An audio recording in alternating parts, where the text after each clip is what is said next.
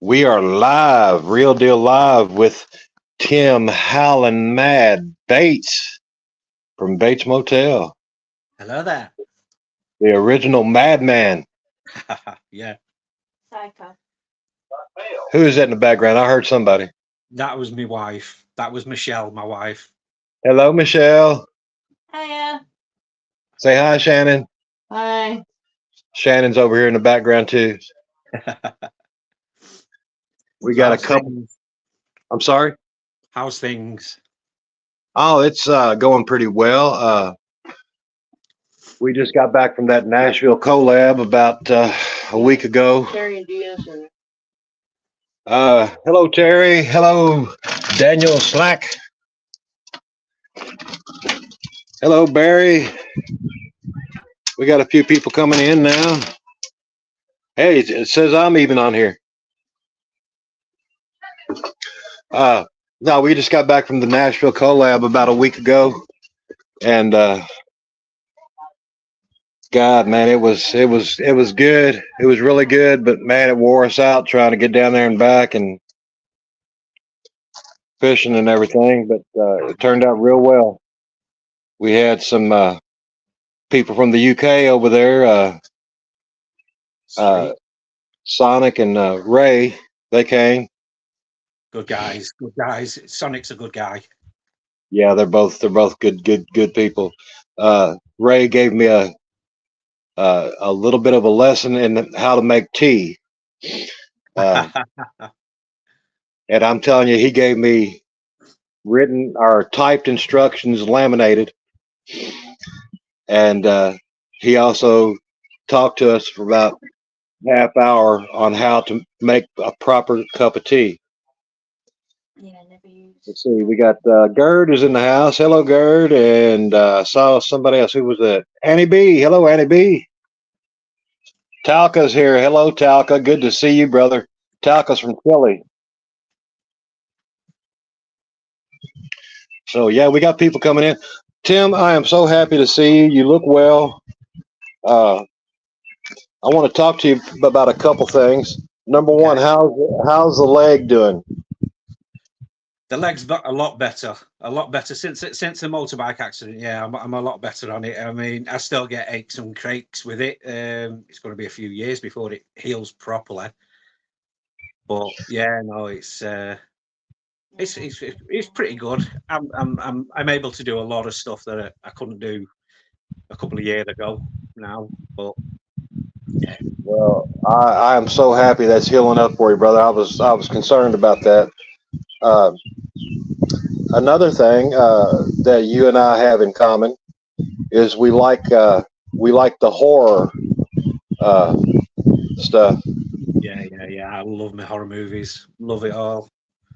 I I do never too. used to be. I never used to. When I was younger, I was it really frightened me. But now I'm into all the paranormal stuff. I'm all into all horror movies. I've got a shelf full of DVDs with all my horror movies on and that. So lots and lots of DVDs, different genres. But I've got a complete shelf dedicated for horror movies. That's awesome. We got Stuart from Kingfisher in here. Hello, buddy. Hey, we got Let's Get Magnetic. Did you hear about what Let's Get Magnetic did? Nope. Have you heard about the people that found the safe full of money? No, I've not. To be honest. Well, it's made worldwide news now, and they found over. I know it's over $100,000 in it, and actually it's more than 100,000. Uh, and they get to keep it. Brilliant. That Oh, is that's that wonderful news. That Good when nice things happen to it's them. good. is It's good when nice things happen to nice people. yeah. And let me tell you, their names are James and Barbie. We met them down at the collab. They are great people. Lovely. Very interesting and very nice people. Uh, let's see. James just said we just got back from Washington yesterday. It was crazy. They went to Washington D.C. Brilliant. Connie Barnes is in the house. Hello, Connie. Yeah, we got people coming in left and right, brother. But yeah, that was the most amazing find that I've ever seen. Sounds like it as well. So it's just it's fantastic. I'd love to be able to find something like that. My most valuable find was I found a safe in Wigan, and it had a load of empty jewelry boxes in it, but there was 2 little plastic envelopes, and there was a silver ring in each envelope. That's my richest claim. Indian silver it was. No, one of them was gold. It was Indian gold. They had a look on the website. So yeah, it was. James just said that they handed in the money to the Bureau of Engraving in the Federal Bank of America in Washington. But they do get to keep that money, though. Brilliant. They turned it over to the bank, the Bureau of Engraving. But I believe from what I understand, correct me if I'm wrong, James or Barbie, whoever this is. I think it's both of you. But correct me if I'm wrong. You all do get to keep that, right? Brilliant. But yeah, everybody's pulling out safes all across the world. Yeah. We have yet to pull out a complete safe. We pulled out a safe door. But the thing of it is, we usually only fish one river, which we got like a 12-mile stretch. Yeah. Oh, James said they will cut us a check in about a year when it's done being investigated and put together. The walk away, they said, is about $60,000 to $80,000 only. My goodness! Wow, that's amazing. That's absolutely brilliant. Absolutely brilliant. Tim, I tell you what, brother, it really is. But let's get back to you. That's why I wanted you on here.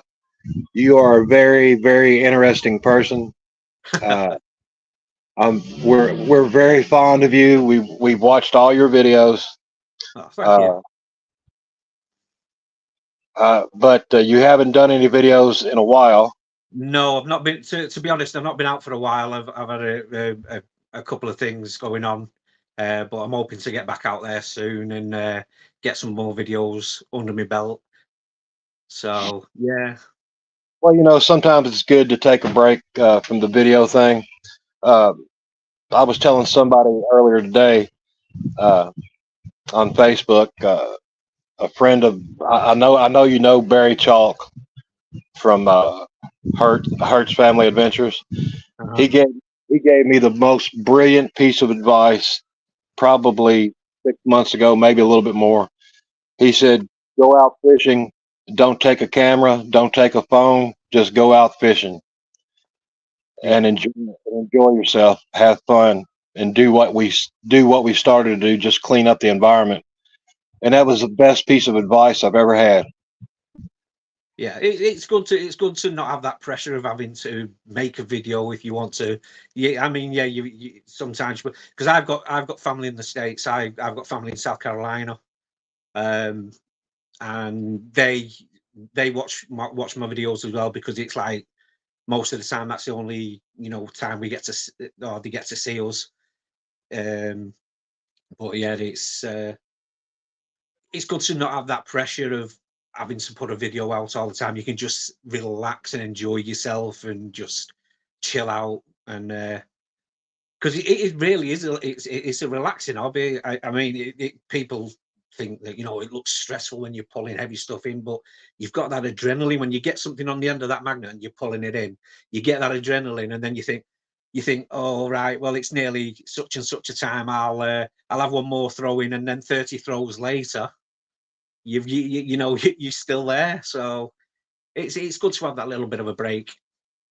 Yeah. Here's the thing, man. We started. And I know you're the same way. We started this to clean up the environment. to protect our wildlife. Uh, Shannon and I love the wildlife and the birds and just everything like that, and that's why we started doing this stuff. And the treasure hunting aspect of it came a little later. But hang on a second, I got to change my glasses. I cannot see anything anymore. Yeah, I think that's just the bonus part of it. The if you find anything valuable is just the bonus part.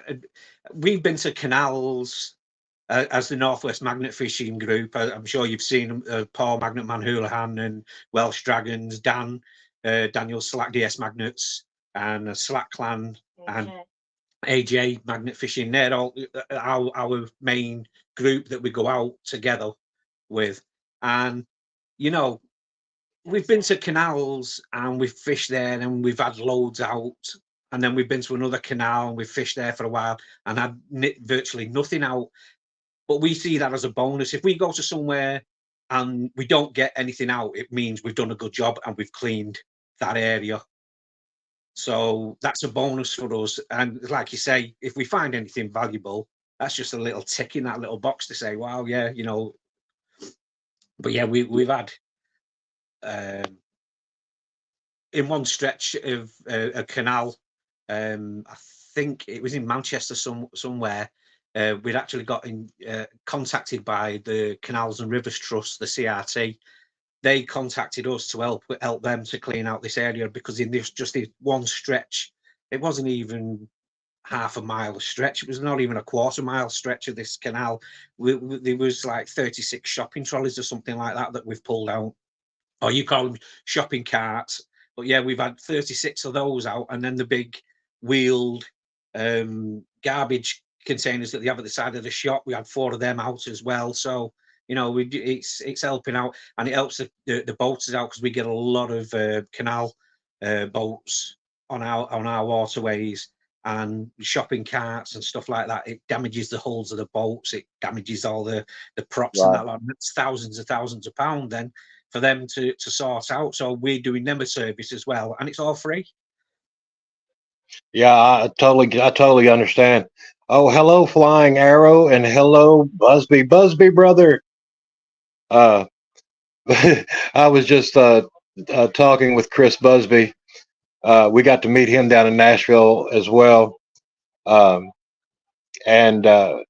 he just saw our video that we put out at 11 a.m. today, and he said, "Yep, I recognize that as a track explosive." And we've pulled out not several, but a few of those. But he's telling us, "What did you do with it?" I said, "Well, it's in the trunk of my car." And honestly, it is in the trunk of the car, but the back end of it is broken up, so there's nothing in it. We get a lot of them track charges. They're really safe to handle, because it's a percussion unit that's inside of it, so it needs a lot of pressure to set them off. And then a lot of the time, if they're wet as well, the powder's wet inside of it, so they won't go off. So they're quite easy to handle them, really. Right. Looks like we got Welsh in here. Welsh Dragon Magnets is in here. Hey, bro, Alistair, how you doing? You have to read this later. I'm sorry? He can't be on the 15th, so have to read that later. Okay. Alistair, I just saw your message.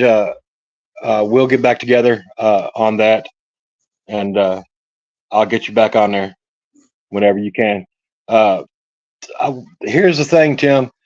I want to get all the people in the UK exposure over here in the States. That's why most of our guests, well, all except for 2 of our guests have been from the UK. Cool. And I want people to get to know the people in the UK, kind of make a bridge to the UK, I guess, is the way what I'm saying. That's great. That's really well. Good. The thing of it is, Tim. We how can I explain this? We love the UK. It's our home away from home, I guess, is what I always say. Uh, and just to give you guys the exposure that I think you deserve, because I wouldn't know about magnet fishing, and neither would Shannon had it not been for the Northwest crew. Oh, that's good. Well, yeah, that's how I got into it, because I sadly lost me mum in 2020 to cancer, and Sorry. I've got a brother, Daniel. He's got cerebral palsy. So I was going down. I still do. I go down every other day, and we hang out together. We sit and we watch YouTube, and we was watching a lot of the magnet fishing videos, and it was particularly Paul, Magnet Man Houlihan, and Daniel Slack, who we was watching a lot of. And I didn't know at the time that Paul is actually from my hometown of Warrington. We actually live not far from each other. And Okay. we'd gone for a walk down to the local canal that's near where I live, and they were there. There was Paul was there, Daniel was there, Tori was there from the Slack clan, the beautiful Tracy Howarth. She's amazing. She's absolutely amazing. She got me into doing the wood burning art as well. So and we got to meet all them, and then I just said, like, oh, I won't mind getting into this. And Paul was explaining, what to do in that. And the next thing he said, if you ever get a magnet and we're in the area, just give us a shout. And that's history now. We're all good friends. We love each other, and that. There's nothing we won't do for each other. Right. It's just a fantastic. We're a family now. It's the Northwest Magnet Fishers. It's a family. It's not just friends. We're a family, and it was amazing. Yeah, we saw that on my gosh first, and then Yeah, we actually we had seen. Pardon my English. My English is kind of Americanized. We have seen an American guy that does paranormal research, not research, paranormal videos. And well, he's a fake paranormal. He fakes all of his stuff basically, but he went out magnet fishing, and we had seen that. We had saw that. We had seen that. Yeah, seen that. We have seen that. We had seen that. Anyway, we watched it, and well, kind of interested. Then we started looking up magnet fishing, and the first ones that popped up was the Northwest crew. I think the very first one that popped up was Steve Harrison uh, from Blackpool. Blackpool Magneteers, yeah, he's a cracking fellow, cracking guy. Yeah. We love Steve. Haven't talked to him in a while. Hope he's doing well. But hang on a second. We got a lot of people that I need to get back with the comments on. Hold on just 1 second, brother. James from Let's Get Magnetic said, I've got a great speaking voice for television, or a television personality, something to that effect. I can't find the comment now. Let's see. Annie B gave a bunch of hearts for the UK. And Stuart and I are having an affair down at the bottom. Yeah, and looks like Stuart Jones from Kingfisher and my wife Shannon are having an affair. I know Stuart said he doesn't mind exposing himself as long as Shannon is there. The funny thing is, Shannon is on my phone. Oh, there's Nigel. So it pops on as George Robinson. So it looks like George Robinson is having an affair with Stuart Jones. But it's actually Shannon. Hello, Nigel. Good to see you, brother. Good to see you in. Popping in quickly to say hi. Have fun, everyone. Thank you, Nigel. We will, brother. Glad you popped in. Gerd, you're always around. I tell you what, Gerd. We love Gerd. She's so sweet. She is the best supporter of the magnet. Her and Connie Barnes are the best supporters of the magnet fishing community that you'll ever see. And Annie B, well, everybody in here. I'm not singling nobody out, but Gerd is on everybody's live at all times of the day and night. every single live I've ever been on. Gerd has been there. And Connie's on every one I go to. Yeah, And Connie, she's great. yeah, and Connie's on there too on everyone. Busby says George is having an affair. Gerd said Tim is also sweet. Yes, he is, Gerd. Oh, thanks, good. Yeah, George is Uh, gonna- Flying Arrow says 100% George, Gerd, and Connie are amazing. Absolutely. Our only regrets about Nashville is Gerd didn't show up. We waited and waited and waited. Gerd did not get on that plane and did not come. Gerd is a super supporter. Yes, she is. Yes, yeah. Terry, how you doing, hon? You and Paul going to be on pretty soon. Yeah, I've got live scheduled out through most of July, I believe. Cool. Cool. And everybody except for one is from the UK.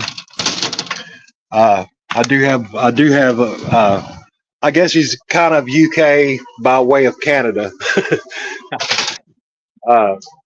Joker's Magnet's going to be on, I think in July. Cool.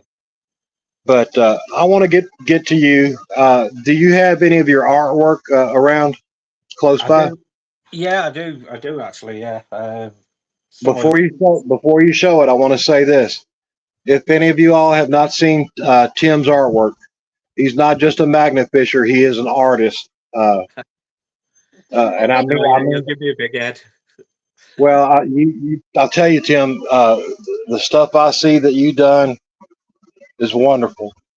The reason I'm saying this is because I went to art school for 4 years, and I cannot do anything, not anymore. My hands won't let me do anything anymore. But I love seeing just down to earth people doing art like that, and it just amazes me. So if you don't mind, would you show us some of your stuff? Right. Well, this is one I did on a black canvas that I did not so long ago. It's a tiger. Can you hold that up close? Because I don't know how to make it big on here.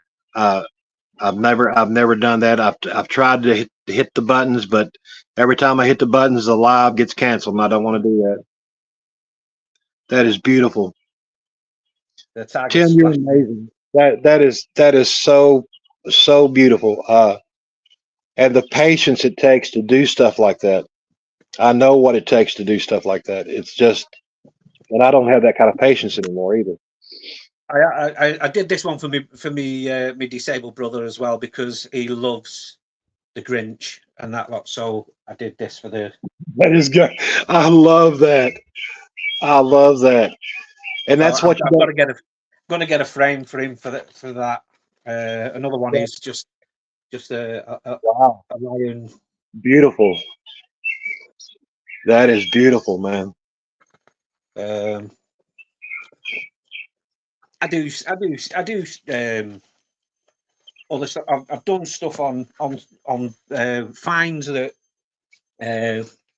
we've had. Paul, we was magnet fishing in Castlefields in Manchester last year. Was it last year? Yeah, last year. And Paul pulled out a coal scuttle, and it was in really good condition. And he gave it to me, so I painted on it. I painted a coal mine scene on it. That is great. Yeah, I can see it perfectly, man. That is awesome. So, Tim, you need to not be as humble as you are when it comes to your art. You need to showcase that art, put it on Facebook, TikTok, YouTube, wherever, because you do some beautiful work. I'll tell you what would be cool. What would be cool is to do a time lapse from start to finish on a piece of art or video. Man, I'm telling you, I would watch it. I know a lot of people on here would. Well, I got into the pyrography as well, the wood burning through Tracy Howarth. Yeah, because she's lovely.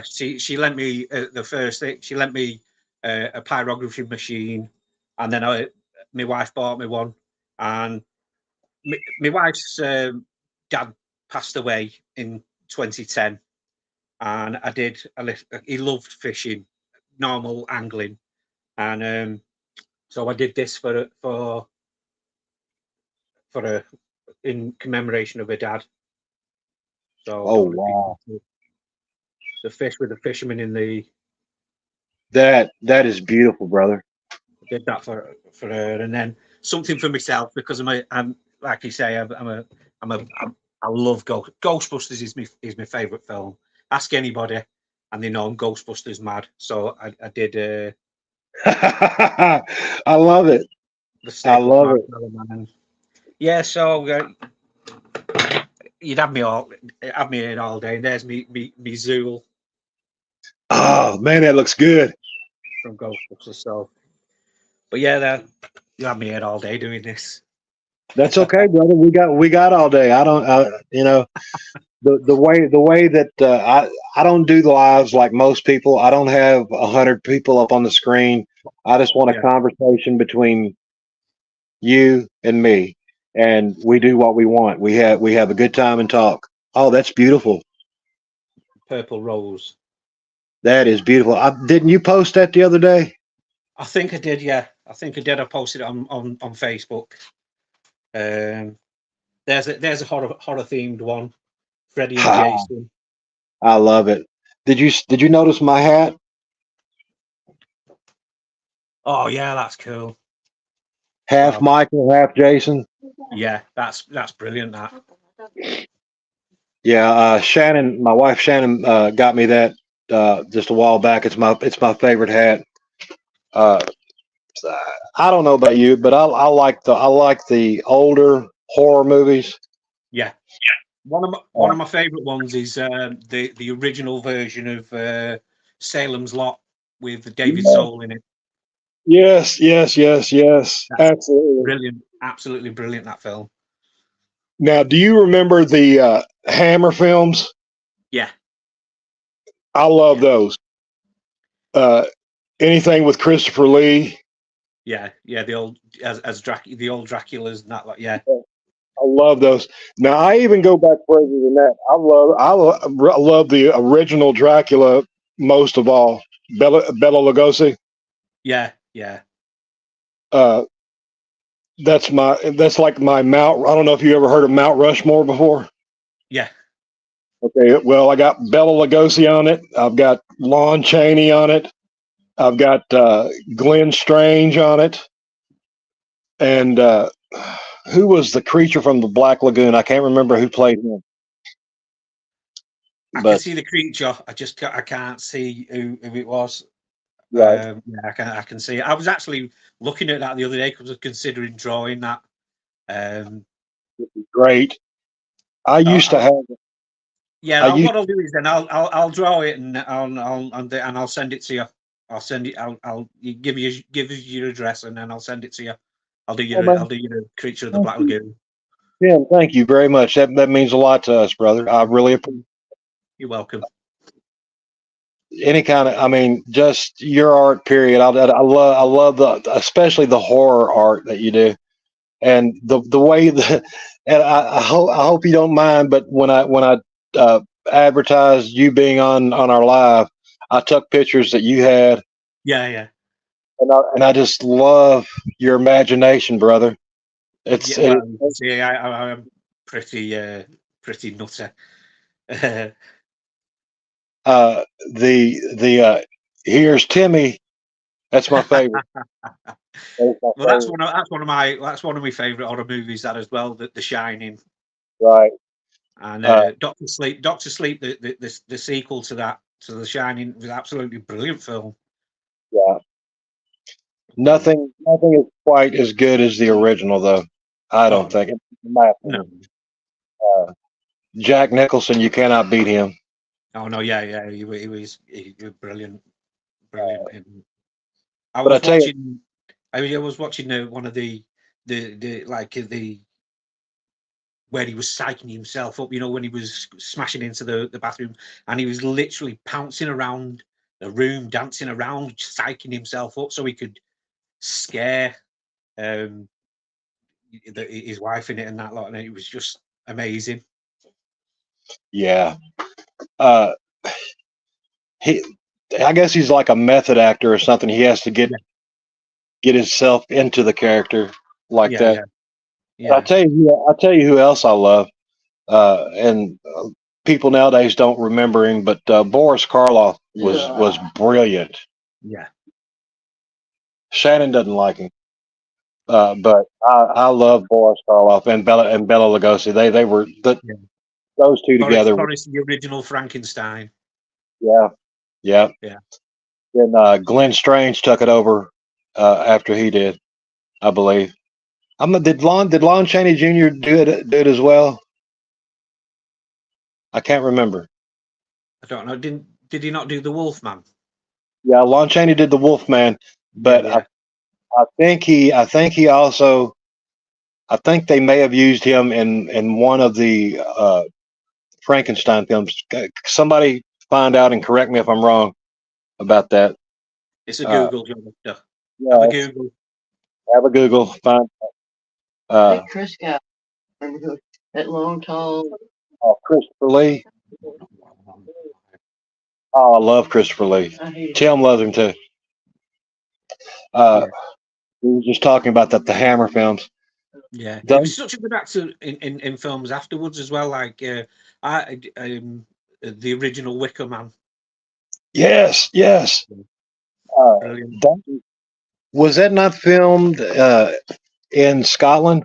Yeah, it was. I believe so. Up that way with Edward Woodward. It may have been on the Isle of Man. I'm not sure. I don't think it was the Isle of Man. I'm not sure. I don't know if it was one of the islands just off of Scotland, but I don't think it was the Isle of Man, or it could have been somewhere. Yeah, I'm pretty sure it was in Scotland, but I'm not sure. I'm not sure exactly where. Kingfisher says, Tim, you need to get all your artwork and pyrography shown on social media platforms. Especially in Put it on, put it on Annie B's platform. Mm-hmm. Do you know who Annie B is? Yeah. She said to put your stuff on her Facebook page. She'll showcase. I've got a lot of the art, a lot of the photos, a lot of my art is in my Facebook photos. So if you scroll through any of the photos on my Facebook page, Tim Howling Mad Bates, and there's a lot of the art on there I've posted. Yeah, I know. I've seen most of it, man. I mean, brilliant stuff, man. He used to have a show. Yeah, it's really nice for people to say that. Thanks. Well, Shannon said to tell you that you need to put it like in an art show, like in a gallery or something. It's that great. Yeah, I don't think I'm that good. I have got a couple of friends that are absolutely amazing at the artwork. Some of the stuff that they've done. There's one that is a friend, a couple of years older than me, called Lee Daniels. If you ever go on his artwork, he does a lot of pencil drawings and that one. He's just amazing. Really is amazing. Now, when my hands were working, I used to do acrylic paints. Yeah. I used to do landscapes and seascapes, and I used to do a lot of lighthouses and stuff. My hands shake too much now. I can't even hold a pencil real well. I get shaky sometimes as well. It's just sort of thing. But I play a lot of darts. I play darts as well. I play for a local pub team. So you can tell when my nerves are kicking in because my darts start shaking. And right. Well, do you recall in the movie Young Frankenstein when they were playing darts? No. When Gene Wilder and Spectre were throwing darts. I'm going to have to watch that again now because You need to watch the movie again because Yeah, Gene yeah, Wilder and the inspector were throwing darts, and Gene Wilder was throwing, and he would throw through the window, and the darts would hit the inspector's car tires. It's just hilarious. Uh, Shannon, using my account, said Vincent Price was the man. I got to agree with you. Vincent Price was great. yeah. It was. You may not think. Kingfisher said, "You may not think you're that good, Tim, but I'm telling you, you're brilliant." It's nice. I did a piece of artwork on a bumper float. They have them hanging off the sides of the canal boats, and I got this bumper. I fished this one out of the canal at Wigan in the northwest, and I painted a canal scene on it with a guy on a narrowboat and a bridge scene. And the last collab that we had with the Outcast crew, they organised a collaboration, a charity event for, I think it's Teens Against Cancer, I think it was called. Yeah. And I donated it to that for auction. So they auctioned that off, and for the Well, thing see, you got so much talent in you that you don't even understand what you do. You can do things that bring a lot of inspiration to people, Tim. I'm telling you. And I'm going to bring this up, and I hope it does not offend you.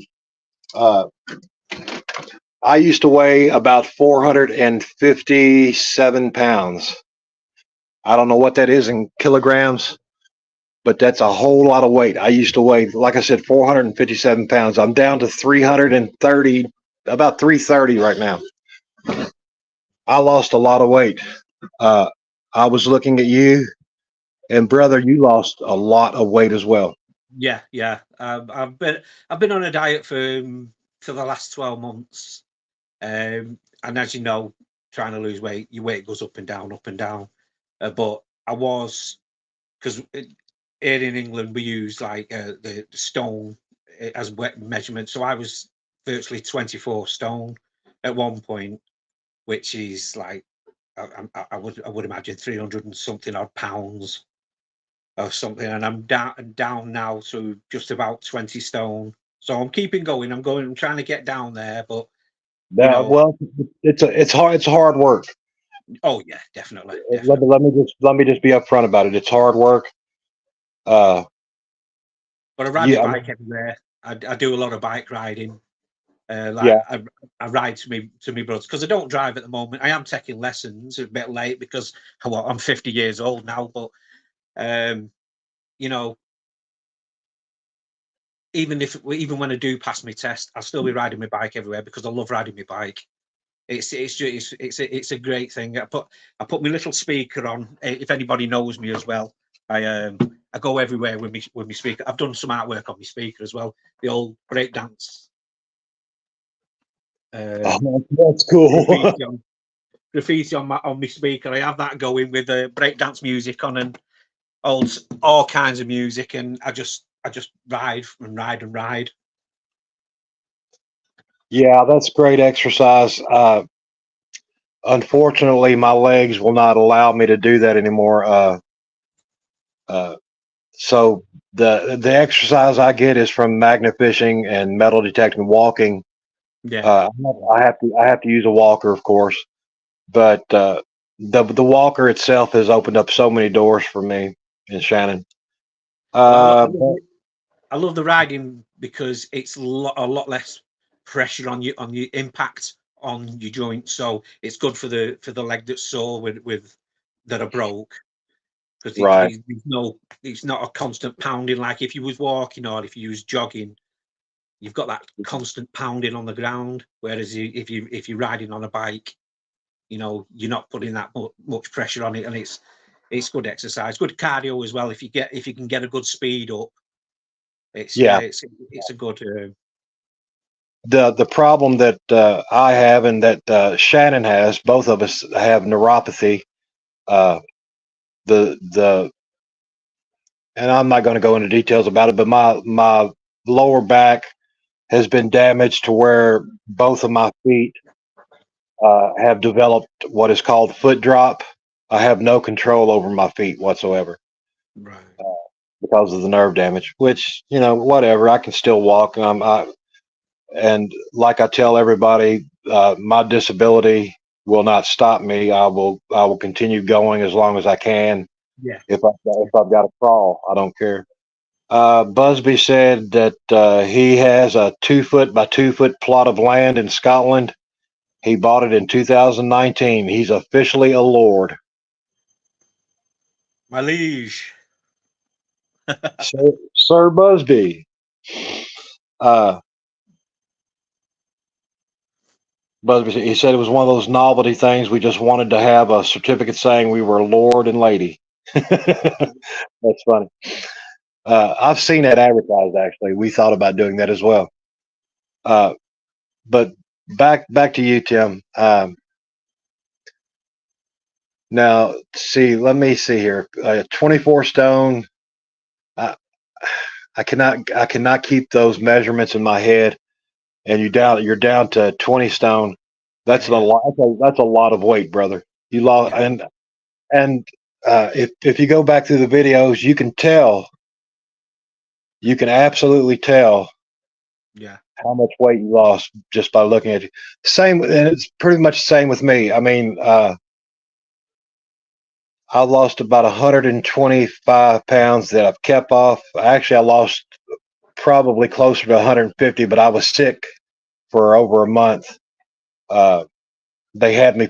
My doctor put me on Ozempic, and I got deathly sick, and I had to go to the hospital for a few days. And I lost another like 30 pounds while there.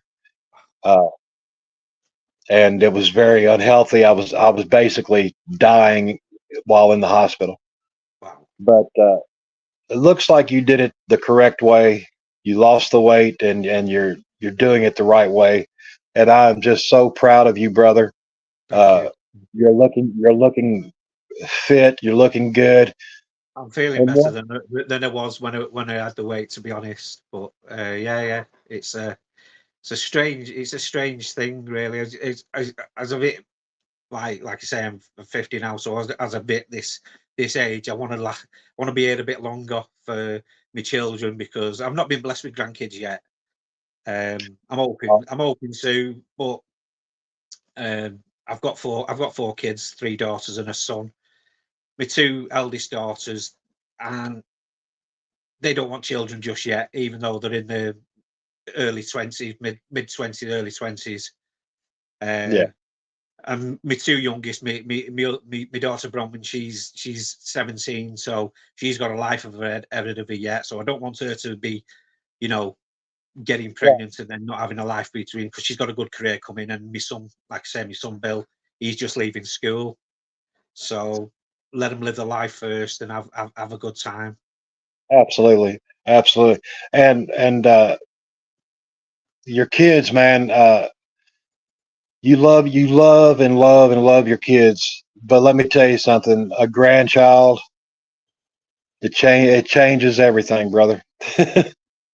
Yeah, well, we've got fur babies. Well, I've got fur babies. My eldest daughter Carly, she's got a dog, which she says is her child, and my second eldest Heather, she's got a cat, which is her child. So I'm a grandpa to animals. Yeah, absolutely. I totally get that, because we are dog fans and cat fans here. We've got one little fur baby running around here now, half Chihuahua, half Bichon Frise. So she's I guess Austrian Mexican. And we love her just like one of our children. We've got a grandson that just turned 6. He's our first and only, but he is absolutely changed our lives. And like you said, I want to be around to watch them grow up. And I'm fifth. I'll be 58 this year, come November, and I'd like to stick around. I'd like to see him graduate and get married. Yeah, cool. I mean, my birthday's in November as well. What day's yours? 16th. Mine's the 11th. That's right. Your birthday is the same as my wife's grandmother. Cool.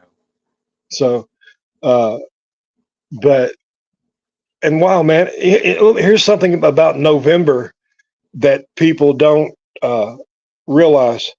Do you know that most of your psychotic murderers were born in November? All right. It's on the net. I bet it on the head. Well, I'm just hoping it's Bates by name and not by nature, if you know what I mean. Hey, and that's another thing I wanted to talk to you about. That is brilliant. The design you have for your magnet fishing logo. Oh, the Bates Motel. Brilliant. Oh, well, they come up with that. Well, it was my son had the idea of a knife, so I just put the knife on the thing with Norman Bates kind of thing. So I put it to the magnet and that lot, and then it was. What did you think about the Bates Motel series? To be honest, I haven't actually watched any of them. I've seen the original, Right. Psycho film, and I've seen the remake that they did, and I thought that the remake was a good. It was a good remake, to be honest, because a lot of remakes are not very good. But I actually enjoyed the remake that they did with Vince Vaughn. Vince Vaughn, that's the fella. Yeah, I thought he played a good part in that. But yeah, I liked him. But I liked the originals as well. I like a lot of black and white movies. To be honest, I like some of my favorite actors from that period. I absolutely love James Cagney. Oh yes. He was amazing. I love him. Let's see. Do you remember the movie called White Heat? That's one of my favorites. White Heat, Angels with Dirty Faces. Yes. Just amazing films.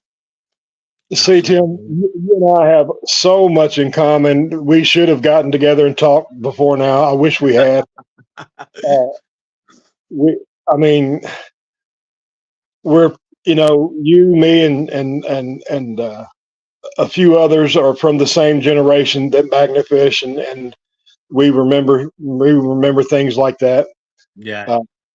But you go up to somebody that's even in their 30s now, they wouldn't know who Cagney was. No. I was watching a documentary about him a few days ago, and it was telling you like from when he was born in 1899 he was born, and how his family were poor. They didn't have a penny to the name, and he was working his way up through, and he didn't even want to become an actor at first. He was doing bits and bobs here and there, and he trained in different things.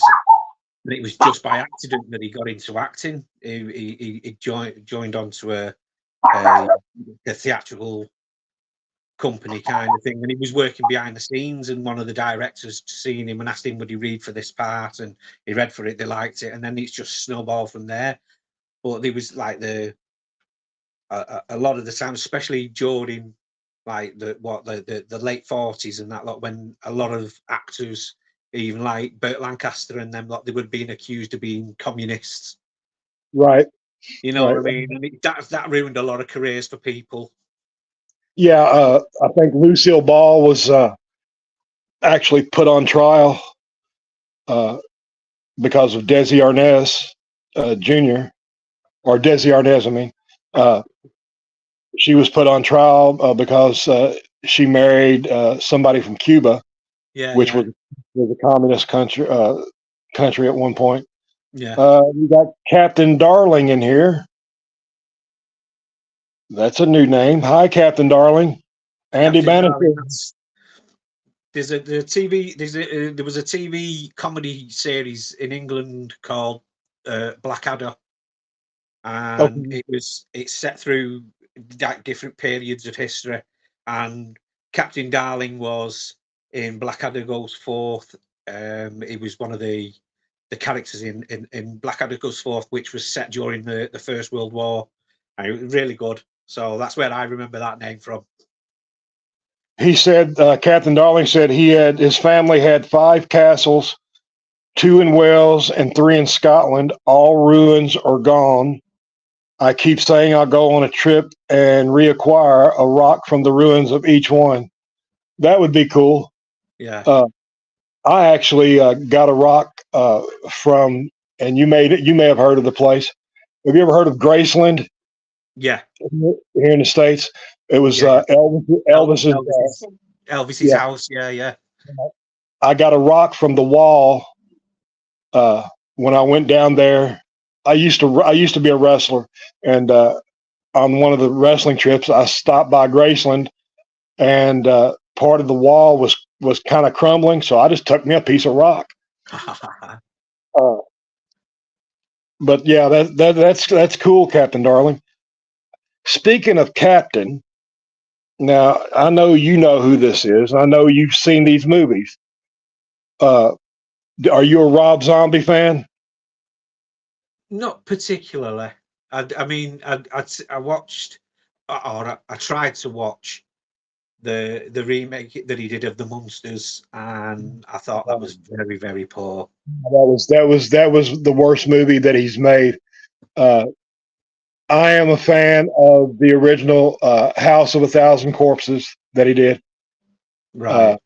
I thought that was pretty brilliant, simply because Sid Haig was in there playing Captain Spaulding, and that's why I brought the name Captain up. He played the insane clown, and I thought he did a brilliant job. Sid Haig was a great actor. Oh, okay. Barry says, "Oh my God, Marie would go mad for that." George, go mad for what, brother? The Rock. Barry, if I can find it, I'll send it to you. I'm not sure where it's at. I haven't seen it in 10 years or more. Let's see. Captain Darling said, "Yay, son came. I was surprised. We were Irish mercenaries." Barry, if I can find it, I will send it to you. But like I said, I haven't seen it in over 10 years. There is no telling if it's even here in this house, brother. But I promise you, I will look.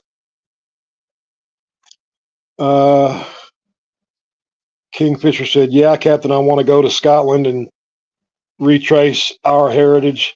We have a coat of arms." Stuart, so do we, brother.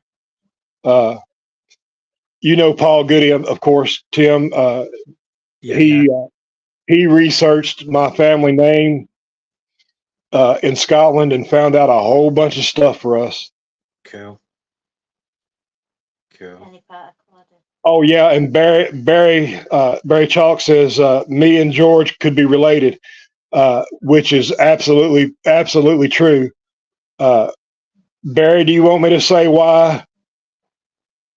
I will mention the name if you want me to. Otherwise, I'll keep quiet about it. But let's put it like this: Barry and I are probably related somewhere. Cool. Okay, Barry said, "Go for it." Barry's name, Barry Chalk, came from his adoptive parents. His birth name was Robinson. Wow.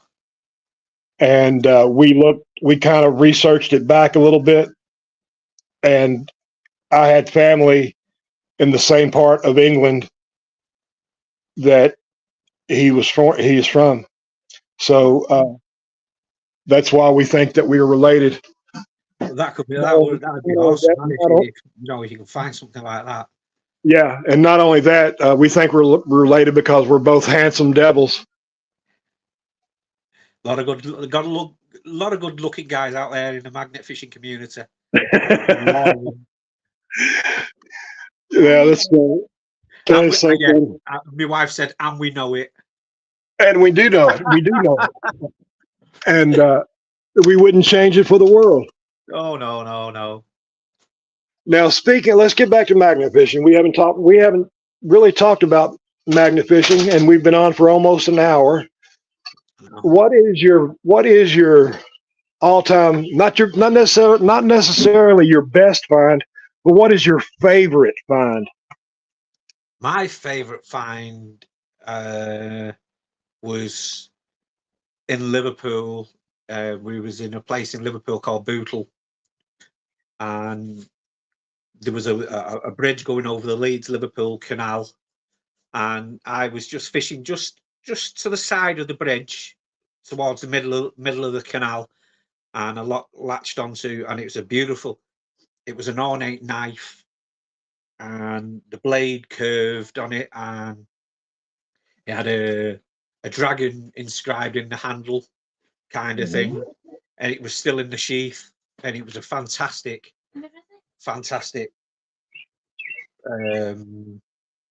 find. But I've got a good find here. Can you just pass it there off from me from to tell you that? One of our bills.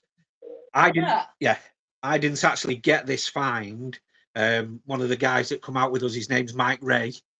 Okay, before you show it, the one thing we cannot show on live is any kind of firearms. Yeah, we've not. We have found loads of like blank firing guns and ball bearing plastic guns, toy guns. We've had loads of them, but I've not. I have got some to the side there, but I won't show them. Thing. No, this is an actual World War One German egg grenade. Oh wow! From World War One, and it's it's blank. It's not got a fuse in it. There's no powder in it. Mike Ray we was out fishing in Stretford in Manchester on the Leeds Liverpool. No, I tell a lie. I think it's the Bridgewater Canal. And he pulled this out. And when we first pulled it out, we thought it was a bed knob, off the post of a bed. And it turns out to be a World War One German egg grenade. That is so amazing. He gave it to my son. I am so jealous of the English magnet fishers because you got all those canals and rivers, but the history in the UK is just unreal. Yeah, it's some fantastic history. There really is. Brown one's in the house. Your daughter. Hey. Yeah, that is cool, Busby. That I love the military history, especially of the foreign armaments. I guess our find other than the track caps or the track explosives, we got a World War II artillery shell. I think it was an 18-pounder, and it was live. Wow. Funny story. The way you guys and everybody on here has heard this story 100 times from me, but the way you guys in the UK handle the armament like that, you call the police, the EOD comes in, and they block off the whole road and everything. Yeah. Okay, well, Shannon and I pulled this up, put it in a bucket of water after we realized what it was. It was sitting in my lap when I realized what it was. But we put it in a bucket of water, put it on the towpath, blocked off both up about 50 yards of the towpath. Called the police. 2 policemen came out there. They walked up to Shannon and said, "What did you do?" They looked in the bucket, said, "Yep, that is a artillery shell." They took the bucket, walked up to their car, put it in the trunk of their car, and drove off. Then they took it. Then they took it to the state police, who disposed of it properly. But it was like I don't know if you ever watched the Andy Griffith show, but it was like Barney and Andy just carrying the bucket back to their car and drove off with it. Yeah. Wow. That's hilarious. Yeah, well, we've had quite a few Mills grenades from the Second World War. We found, we've had Paul Magnet Man Houlihan. He's had umpteen of those, and I've yet to still get one yet. I'm still yet to get a handgun, to be honest.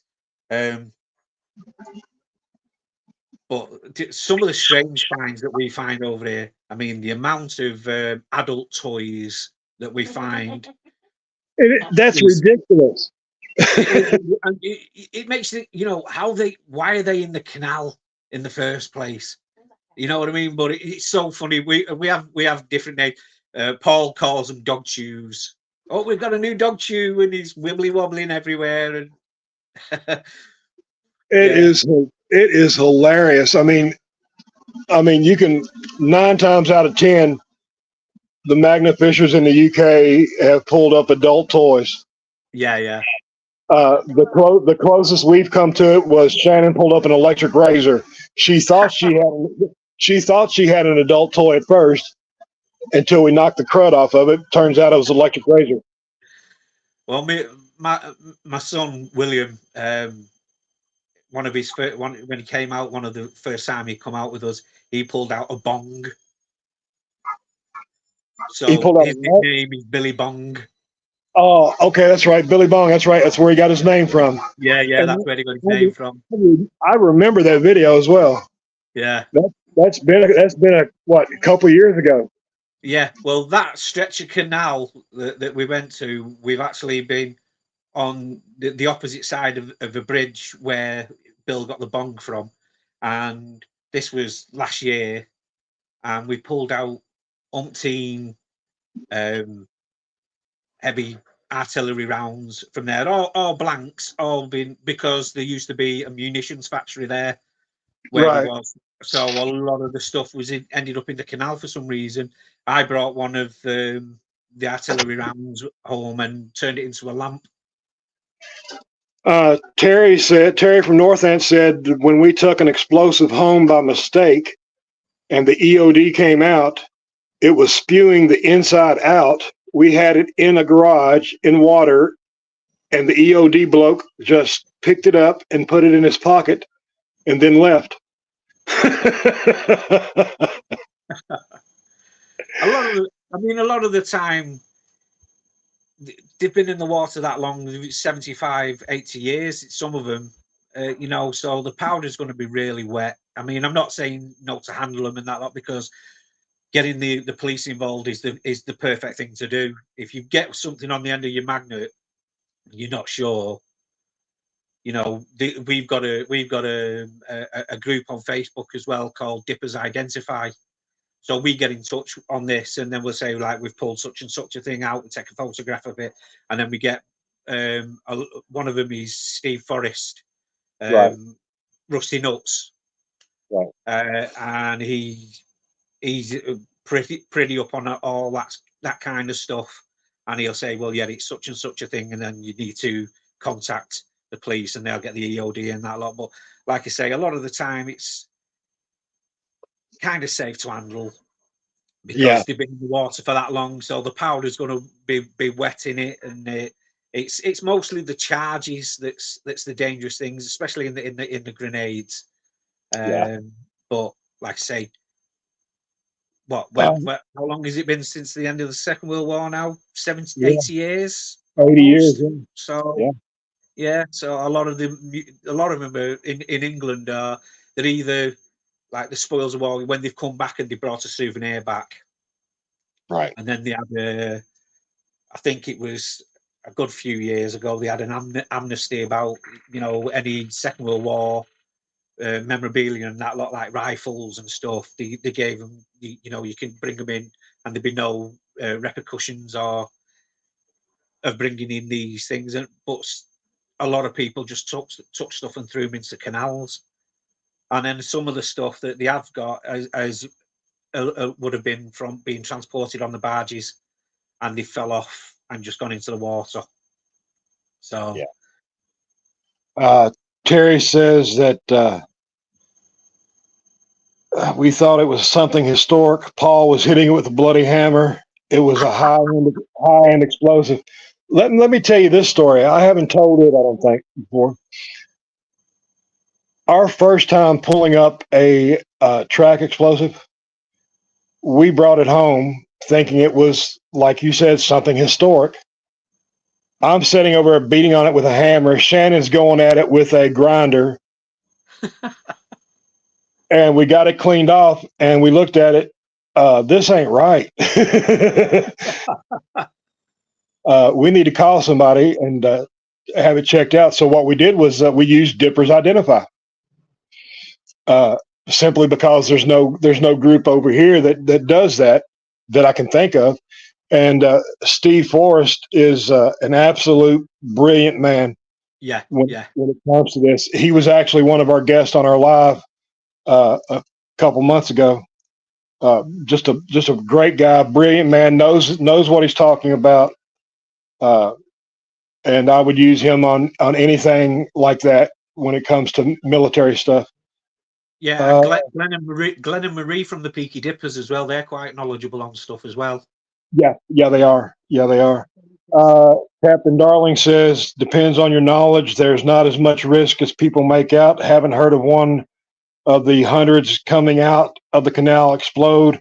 I heard of one in the river going off. Well, it's better safe than sorry.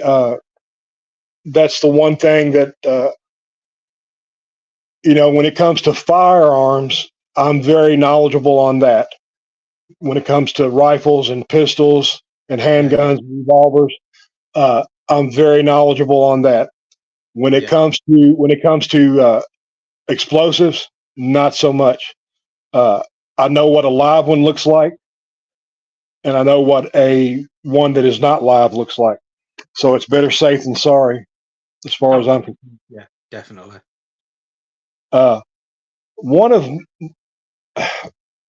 We've had quite a few finds that are very historic. Do you know what a button hook is? I'm trying to. Do you know the old shoes where they had to button up the buttons on the side? Well, they used a little hook with a ring on it. Right. We have now found 4 of those from the mid to late 1800s, and come to find out they were the Victorian age. We found 4 of those. 2 of those got thrown away by mistake, thinking they were something else.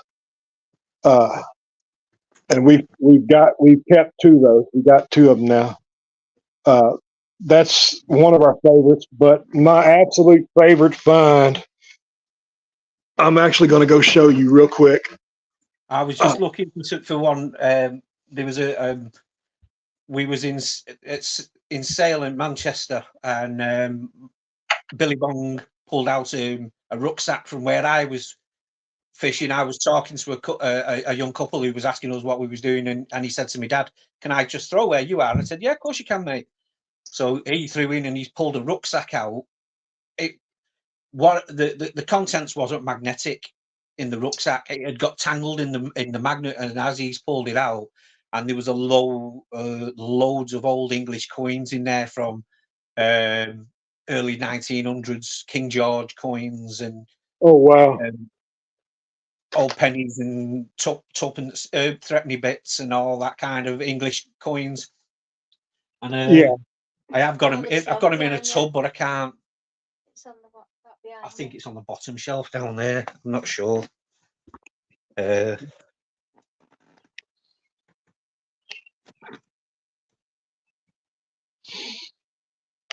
No, I can't find it. Gutted. But yeah, no, it was a fantastic find for him, and we've got I sat here and I must have spent about 3 hours just sat on the floor cleaning these coins up. And then I looked them up. And Oh, it was yeah? just fantastic.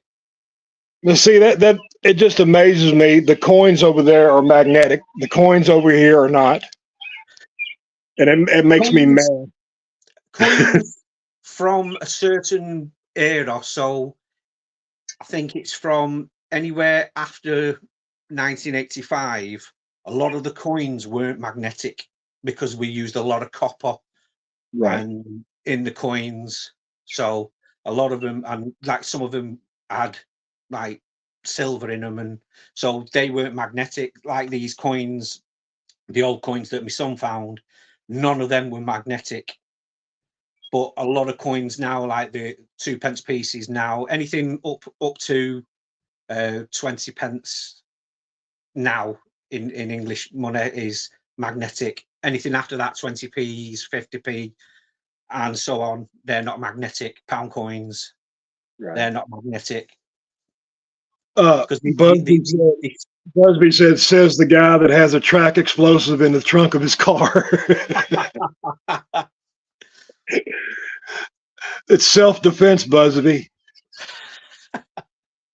Yeah, but the coins over there, man, are just they're brilliant. I love the coins over there. Y'all find the old coins, and over here, I'm not sure when it was they switched to mostly copper and nickel, but you never pull up coins over here unless it's foreign money, you know. Yeah. Now I'll this, inside a safe. yeah, this is one of my favorite. I'll say top 10 finds. It's easy to get to. I'm going to show it to you. It's got an address on it, but the address no longer exists. I'm trying to get it in frame here. Yeah. It's a mailbox piece. It's got the address on it, and at the top it's got a wolf. That's Let me get or not a wolf, but a panther on it. That's pretty cool. That. And it's the address no longer exists. I contacted the post office, and they said that address has not existed in more than 50 years. Wow. So, no telling how old it is. But my absolute all-time favorite that I have found, and I found all 4 of these. I'm going to show them to people on here who've already seen them before, but let me know if it's not in frame. Can you see that? Yeah. That is 4 1931 Model A truck hubcaps. Wow. I found all 4 of those on 4 different days in 4 different parts of the river within about a mile stretch. And they go to the same vehicle. You've not found the rest of the vehicle then? We have found a spoke wheel. We have found several engine parts. We found the split windshield. So yeah, we found quite a bit of that vehicle, that truck. And there's still, I'm sure there's a whole truck in the water there somewhere. We just haven't quite gotten a hold of it yet. But that's my favorite find. Also, if you don't know, do y'all collect bottles? Yeah, Dan Slack, we does a lot of bottle digging over here. Yeah. We do go. I like bottle digging. We've had a few old bottles, but Daniel Slack of DS Magnets, he does that a lot. Yeah, I've seen those videos. I'm going to turn this camera around. A lot of people's already seen this, but I don't know if you have. Let me know if it's not in frame.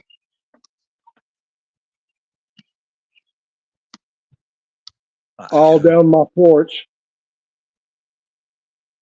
about 100 bottles there, and I've got about that many more that I need to put up that I've got to make kind of brackets for it. We've gotten here's some. I'll tell you. Let me show you this. This is one of my favorites.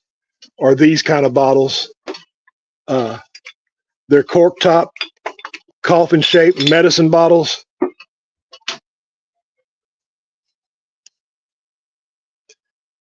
They're cool. That's an old opium bottle. I think some of them, this one I think is this is a Castoria. Remember castor oil? Yeah. Well, this is an old cork top castor oil bottle from about the 1880s, 1890s. Yeah. And we got a ton of those that we have found. All this stuff that we pull up comes out of, like I said, less than a 12-mile stretch. And the history that we have found is just totally amazing to me, but it's nothing like the history you guys find in the UK. Yeah, I mean, we've had like with the metal detectors and that lot. They've had Viking coin hoard, loads of Viking coins, Roman coins. But there's a thing over here as well. If you find like a hoard of Viking coins in a spot, you've got to declare that, and then really, and then it's up to the government then if they will let you keep it or You'll never see it again. It depends on whose land you're doing it on. If you've got permission off the landowner, a lot of the time, if you find something like that, you've got to split. You end up having to split it with the landowner. It's on his discretion, really, whether he wants any of it or.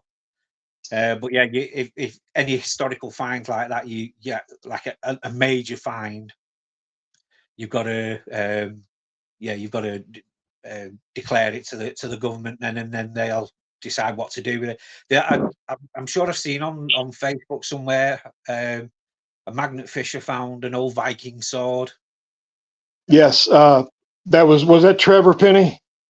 And I think they've got to decide if the government will decide whether they're going to keep it or whatever. I don't know what. It's a shame that something like that happens. I mean, we've had that many. Steve Addison from Blackburn Magneteers.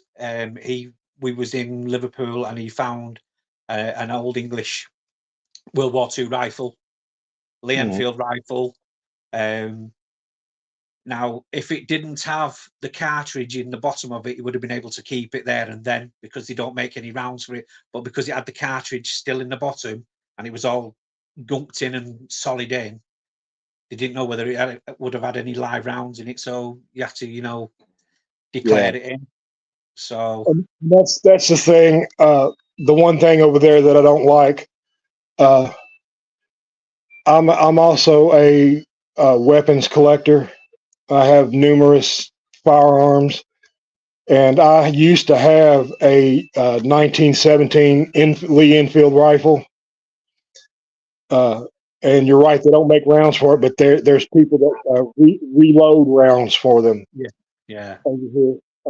And if I had found a Enfield rifle, you can better rest assured that it's coming home with me regardless.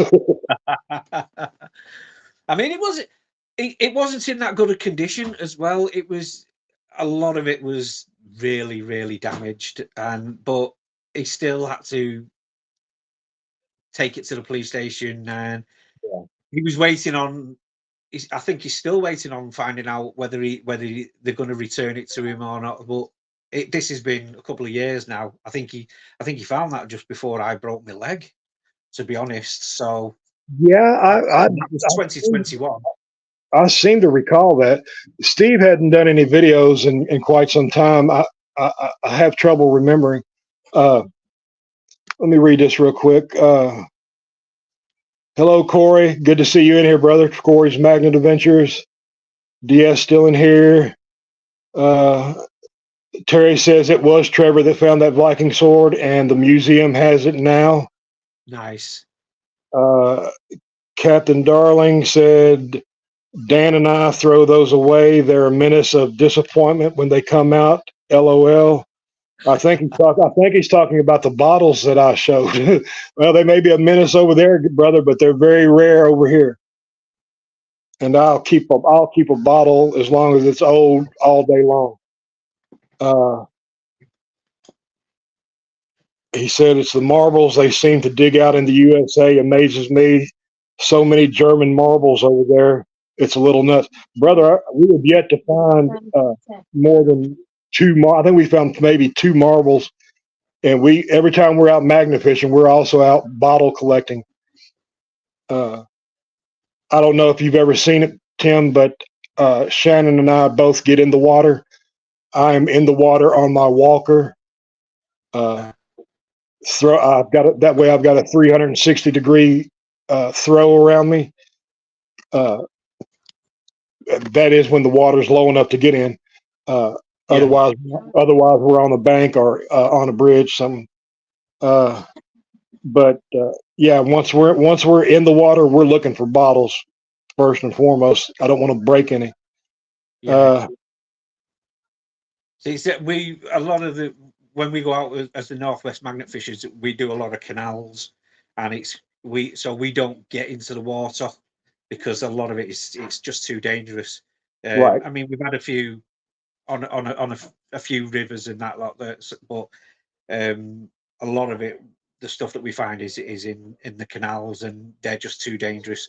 My mother-in-law fell into the canal in Failsworth in Manchester, and she was very lucky, to be honest, because the part where she fell in, it was only about 3 foot deep, but if she'd have fell 2 foot to the right of her, she'd have got impaled because there was a piece of spike that was sticking up out of the mud. Because the water might only be about 3 foot deep in certain areas, but then you've got about 3 foot of mud to contend with. So this piece of metal was sticking up out, and as she's luckily fell to the left and landed in. She lost her purse, she lost her glasses, her car keys. We managed to get the car keys back, but the purse and that lot just disappeared. Yeah, she was very, very, very lucky that day. Yeah, very lucky. I don't recommend anybody getting in the canals whatsoever. No. I don't recommend anybody getting in the water of any sort whatsoever. The only reason we do is because we know these waters very, very well. Shannon actually fell in to the river when it was up. About, I don't know, it's been about 2 years ago, I guess. She actually fell in it was a concrete bank going down, and she was stepping down to sit down. And when she stepped down, she just fell all the way down into the water, and she got tangled up in a bunch of cable that was down there. Oh, dear. She was going under. I had to slide off the walker and slide down into the river to pull her out, or she would have been gone too. And we lost a GoPro that day, but thank God she was okay. She came up, she was scraped up and hurt her back and her leg pretty good, but there's a lot of hidden dangers in the waters. A lot. We was fishing in Liverpool, a place called Stanley Flight. It's a set of locks at the end of the Leeds Liverpool Canal that goes into the River Mersey at Liverpool, and we'd heard a story that in the very bottom lock, this was a couple of years ago, we'd had a really scorching hot summer, and there was some kids, and they were jumping in the canal, swimming about, and one kid's jumped in head first and just didn't come up. They got the police divers in, and that lot, they found him. He was tangled up in a shopping cart, and that lot that was at the bottom, he's gone in and hit his head and got knocked unconscious and drowned. So there's a lot of dangerous stuff. I think that's one of the reasons why we need to teach more on the safeties of this to kids as well, because a lot of them just don't know. Yeah, and that is the absolute truth, brother. Uh, we lost a dear person from the magnet fishing community, Martin Elliott, in the Yeah. water. Uh, and I don't mean to bring that up, but he was a good man. He was a good one. And God rest his soul, because he done a lot in the magnet fishing community. Actually, we learned a lot from Martin, just watching him. And I miss him, and I've never met him. Only talked to him once or twice. He was one of the guys that when my mother-in-law fell in the canal, him and another guy was in, and they actually had the waders on, and they got into the canal, and they was searching round for her glasses, a purse, and they even had an underwater camera that they was searching around with, and yeah, he was a good guy. He was a fantastic guy. Terry said Martin was one of the first people we fished with. Lovely bloke. Yes, Yeah. he was. Yes, he was. Yeah. Corey, you asked about an ear infection. Terry said get some antibiotics, more than likely. I tell you what might help with the pain a little bit, Corey. If you got hydrogen peroxide, pour some of that in your ear and let it bubble for a little while, and that will also help. I do that quite frequently, actually. Yeah, but the waters everywhere are dangerous. Like I said, Shannon really kind of busted and bruised herself up really good. But you know how hard headed that woman is. She stuck around, wet, soaking wet, cold, bruised and bloodied, and she fished for another 2 hours before she went to an urgent care center. Crazy. I couldn't talk her into going with me to the hospital or nothing. Wow. She said, absolutely not. I'm going to fish the rest of this day. Then I'll go. Okay. Well, that's how addictive magnet fishing is, though, isn't it? I mean, yeah, like I say, you say I'll have one more throw in, and then 300 more throws, you're still there. Yeah, it's funny. And here's another thing. I've got a torn rotator cuff, and it's been hurting for over a year and a half. And any kind of movement I have with my right arm, it hurts. It hurts bad. Yeah. But the minute I get out there throwing a magnet, doesn't hurt whatsoever. When I had the motorbike accident, I had a separated shoulder as well, so I couldn't walk for a while. And I was hoping that it'd repair itself, because like it's one of them things that, you either love it or you hate it, and I love it. My brother, I've got a younger brother. I'm the oldest of 4 brothers, and so the second eldest brother, he hates magnet fishing. He can't, because he can't stand the smell. He's proper germaphobe, and he's always going on about. He said, you're pulling stuff out of the water there. He said these rats been swimming in that water, so you can get whale's disease or whatever it is that he said. And I said you've just got to stop being a tart and get in with it. Yeah. That's he hates it, but I love it. Yeah, I absolutely love it. And the funny thing is, magnet fishing, no matter how no matter how disgusting it might be, it's a blast. Yeah. It is an absolute good time. I mean, we're out in all weathers. I mean, we've been out there when it's been snowing. Before Christmas, there was me, Paul, and Dan, and Alistair Rogers. We must have spent about an hour breaking the ice before we could actually fish, because the ice was about 2 inches thick, and we was chucking our magnets on it, breaking the the ice with our magnets just so we could still fish. So, you know, you've got to be committed. Absolutely. Dan said, smell you later. He has to go.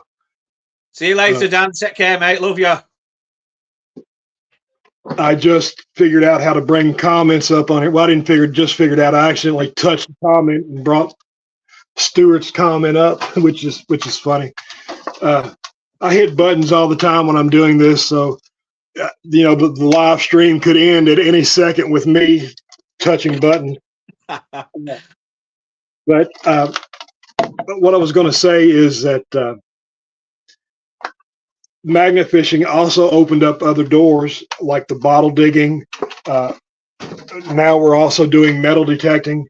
We actually found our first coins metal detecting just a couple weeks ago, and Shannon found a little tea set, little 2 ceramic covered metal teacups. Wow! And she found them on a volleyball court that has not been in use in like 12 or 13 years, maybe longer. And these 2 teacups were buried in 2 different sides of the volleyball court in the sand. And they're from at least the 1950s, if not older. Not far from where I live, there was they built a housing estate on top of it. It was a landfill site. They used from the local airbase that used to be Burton Wood Air Base. I don't know if you've ever heard of Burton Wood Air Base in England. It was a big air base during the Second World War. It was built in 1940. It was one of the major air force bases in Britain. And where I live now still was a landfill site, and a lot of stuff from Burton Wood Air Base is buried there. So in the Second World War, the Americans came over, and it was turned to a United States Air Force base instead of it was still called RAF Burton Wood, but it was a base for the Yanks, and that's where my mum's dad's from, because my mum's actually American, or she was American, rest her soul. She was born in Oklahoma.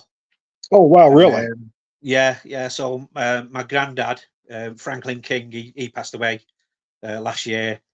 He was stationed there in the 50s, and like I say, a lot of stuff from Burton Wood Air Base, from the GIs and that lot that was stationed there, got chucked into this landfill site. So I keep saying I'm going to go over with my metal detector and have a dig and that lot, because there's loads of stuff in there. I found a Brill Cream bottle from the 1950s, which I've still got about somewhere. Oh, that's cool. No stopper in it, but it's a Brill Cream bottle from one of the GIs and that lot. So yeah, it's a good place to come. Now I found this magnet fishing. It was a 1930s or 1920s mascara tin that has the word Hollywood written on it, and it was, what is the name of that place? It's a big time makeup company. They sold out to somebody else, but I can't think of it. I got it laying around here somewhere. But it was made of brass, and it came up on my magnet between 2 nails. Wow. And just amazing. I got to show that off. It's beautiful.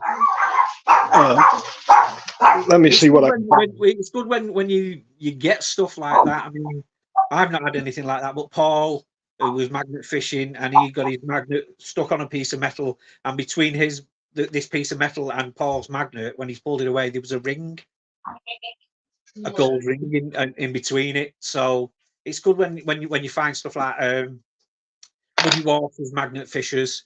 They did the same kind of thing. He pulled a microwave out of the canal, why a microwave was at the bottom of the canal, I don't know. But he's pulled the microwave out of the canal, and between the microwave and his magnet was a heavy gold chain. That's crazy. So it's fantastic. But some of the stuff that you can find like that, it's just brilliant. Yeah, and it doesn't make any sense. This is what it is. I don't know if you can actually see it real well. Yeah. Who was this makeup case made by? It was Maybelline. Maybelline. I was thinking Maybelline. It was one of the makeup brands that I was thinking of. And it says Hollywood on it. And we looked it up, and not Maybelline, Max Factor. I'm sorry. Right. Not okay. Max Factor. I can't really see very well with these glasses, but it's Max Factor, and it's from the 20s or 30s. I think it was 1929 is what it is. It's where they used to dip their fingers in and just put makeup on their eyes. But it says Hollywood. And it's crazy. It came up between two nails, and I saw it, and I was getting ready to throw it away because I thought it was just a round washer or something. But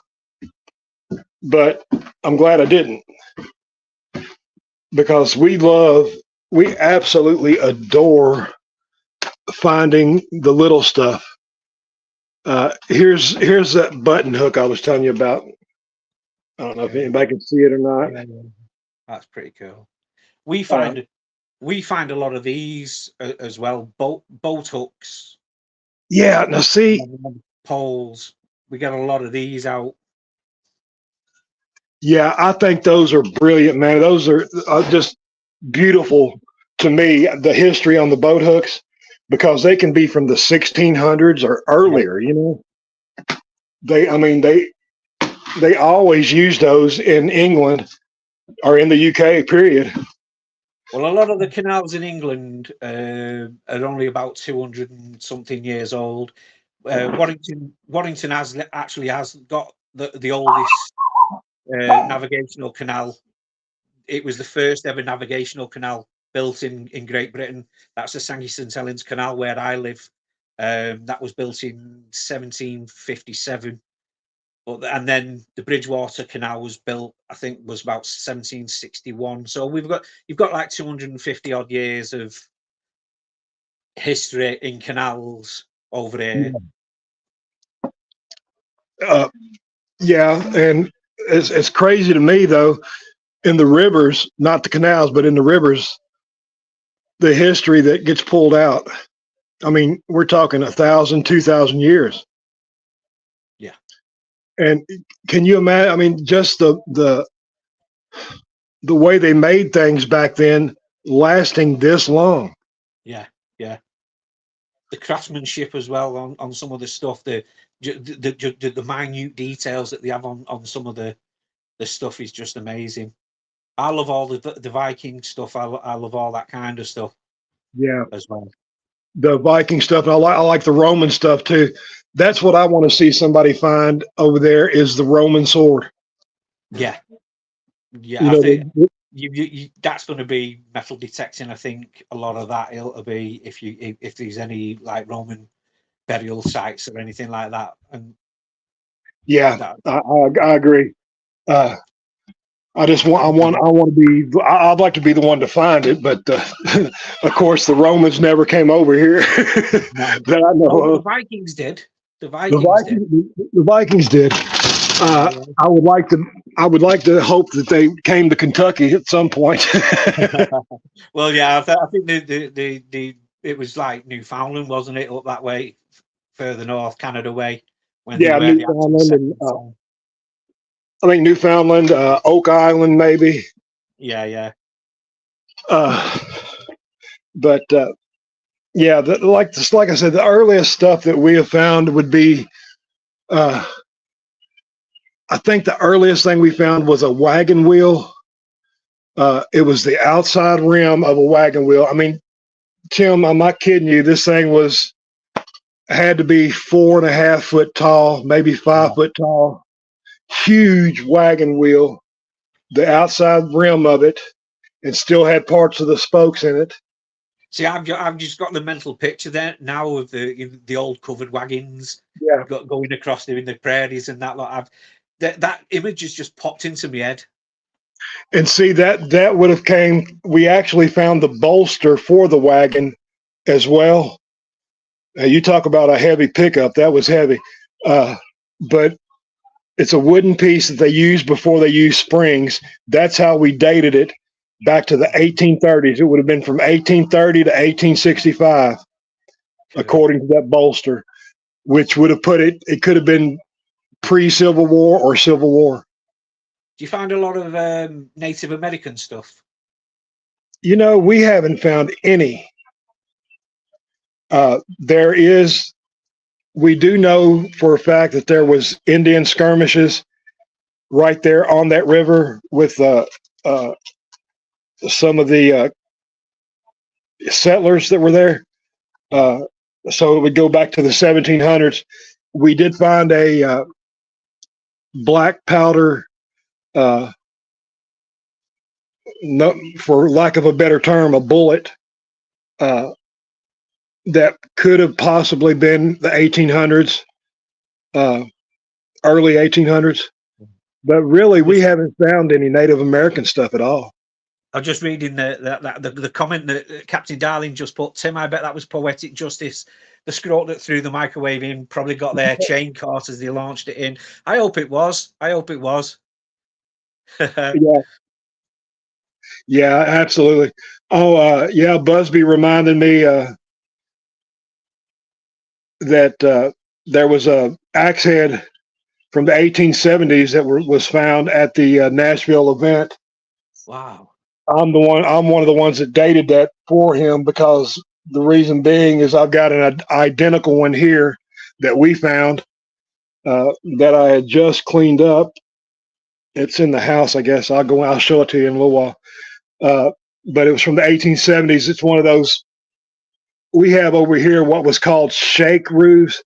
That was wooden boards that were put on the roofs, little wooden squares or oblong boards. They use this type of axe head. Well, it's not an axe head, it's a hatchet head with a hammer on it. And that was from the 1870s. And like I said, we got one identical to it. I think James Kane may have found that, the same guy that found that safe with the money. I believe it was James that found that. Hey, Bob Kraft, you're in the house. How are you doing, brother? Forgot today was Saturday. You can never forget today's Saturday, because we have guests like Tim Howlin' Mad Bates on here, the original madman of magnet fishing. And I call you that for a reason. I call you the original madman of magnet fishing for a reason. Nobody around in YouTube has your kind of sense of humor. I do. There's a couple of reasons. There's two stories kind of thing behind the Howling Mad name.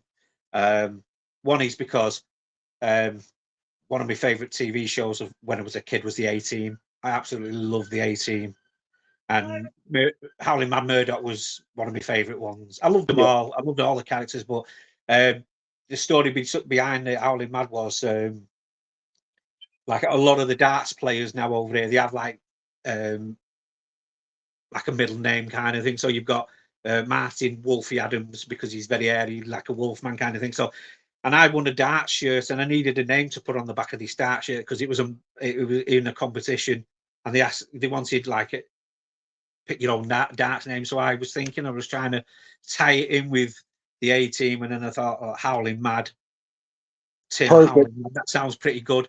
But another thing, and this is like a serious part of this to the story, is when my youngest daughter was born, I had a nervous breakdown. I was really bad, and I was having panic attacks, and I was in a bad place. And I called myself the Howling Mad thing as like a jibe towards myself and that lot, to get me out of this bad place kind of thing. You know what I mean? Mental health is not a good thing. Yeah. And the magnet fishing has helped a lot with my mental health as well. I know there's a lot of people out there that say they've had mental health issues, and the magnet fishing has helped. And like I say, the magnet fishing has helped in one aspect because I've met the most fantastic people in the world in the Northwest Magnet Fishers crew. Yeah. And they've all got their own style and their own thing, but when it comes to being a family, they are just fantastic, absolutely amazing, and they've always got your back. So if you're feeling down, they'll lift you. They'll never leave. They're just an amazing group of people, and I love I love them to death. The Northwest Magnet Fishers, absolutely love them to death. Yeah, that's it. It's a good group of people, and I've talked to most of them through Facebook and on Messenger. You're right, the mental health aspect, and that's what I wanted to talk to you about as well. We have a lot in common there as well. I have anxiety issues, and also diagnosed as bipolar at one time. And Shannon has the same issue. And you're right, the magnet fishing has done wonders. We don't have what I would call a lot of friends in America. Our friends are on YouTube and Facebook, and that's a sad thing to say. We were lucky enough to get to meet a lot of our friends from Facebook and YouTube in Nashville, which was an absolute blessing. I love that. But there's a lot of mental health issues in the world that just go undiagnosed and untreated, and people are suffering through it. And it's sad. It really is. And let me tell you something. There in Nashville, when we was there in Nashville, the homeless situation there was terrible. For every one tourist or people without any kind of that kind of issue or anything, there were 3 homeless. It was like 3 to every one. And it was more than just homelessness. There were a lot of people suffering through mental issues that are out on the street that have no help. Yeah. When we, and I'm going to tell this story, but when we first got to Nashville, it was 6:30 in the morning, and we were at the parking lot, and some guy came walking through. He was punching and kicking and screaming in the air, not talking to nobody, just punching, screaming, yelling. This went on for 10 minutes, and then he went over to where the collab site was going to take place, and he just fell on the ground and started kicking and punching the street. The police just drove by him, looked at him, and drove on and left him there. No help whatsoever. And I don't understand why people let that kind of suffering go on, but it happens. It's worldwide. Here's that 1870s that's cool axe head. I just cleaned it up. I got it to where I got it down to the silver, brother. And this is going to be hanging up. And this is from the 1870s. The same one James Cain found down in Nashville. I don't know. I think Shannon pulled this up, and it's just beautiful. Yeah, it turned out spectacular. Cleaned up really well. Here is now I don't know. I don't think you all get these kind of railroads. Y'all call them track bolts over there. We call them railroad spikes. Yeah, I mean, I call them railroad. I call them railway spikes because of probably because of my mum being American and that lot, and that's what they. Ours are different shapes to them. Ours are um, but yeah, we get a lot of railway stuff. Yeah, we do as well. We are lucky enough to have a railway bridge built in the late 1860s to 1870s. We actually had the record in the states for the most railroad spikes caught ever. We caught 92 railroad spikes in 2.5 hours. Wow. Then a friend of ours by the name of Chris Shibbick broke that record. He caught 105 in like an hour and a half. And we just met Chris. We just met Chris at the Nashville Collab, and I keep reminding him of that. He broke our record. But I mean, you cannot imagine the weight we had that day with 92 railroad spikes, 5 track plates, 7 or 8 fish plates, Yeah, and numerous bridge bolts. I mean, it almost killed us trying to get that out of there. It was like 105 degrees where we were at. And we had a place in Altrincham, in just near not far from Warrington, between Warrington and Manchester. And Paul was fishing at this place, and the amount of railway stuff that he got, when you put it in the back of his van, and the back end of your van goes down, you know you've got a good haul there. yeah. Hey, Neidhart, I didn't see you sneak in there, brother. Yeah, and I love railroad history. Actually, we found a piece to a train. I don't have it any longer because it was just too big and heavy, but it was, where the old steam engines, they had those things that went around the wheels like that. Yeah. Okay. Below that is a piece that is about, I don't know, probably 2.5 foot long, and it attaches to those. To the I arms. don't know what you call them, but it attaches to those, makes them go around. We caught that, and it had to be from the late 1800s as well. But it was just too heavy to keep around. And that was before we had our scrap garden and our pottery garden, or I would have put it in there. Oh yeah, I have something that you all know very well that was sent to me by my dear friend Stuart. Track bolt. Yes, sir. And it's got the initials on it, AS. But yeah, he sent me a track bolt, but he also sent me something that nobody else in the United States has. I've got the only one in the United States that I know of. Let me go over and turn a light on for you.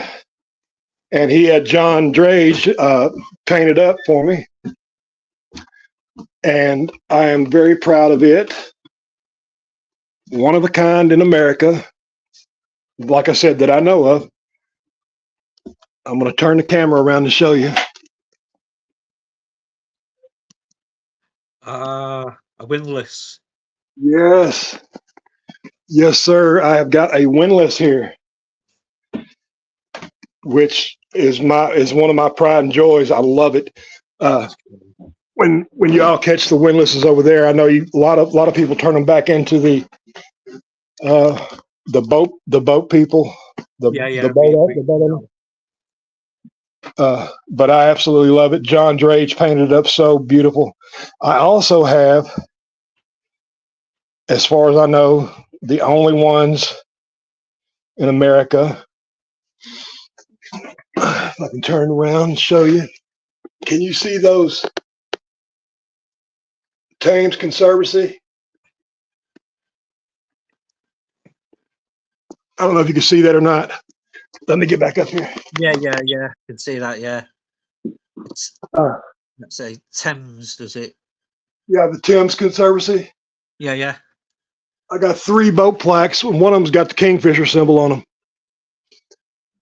I got one from 1926 and the other one from 1929, and the one with the Kingfisher on it, which are my pride and joys. I love them. Absolutely love them. And like I said, the only ones that I know of there that are in the United States.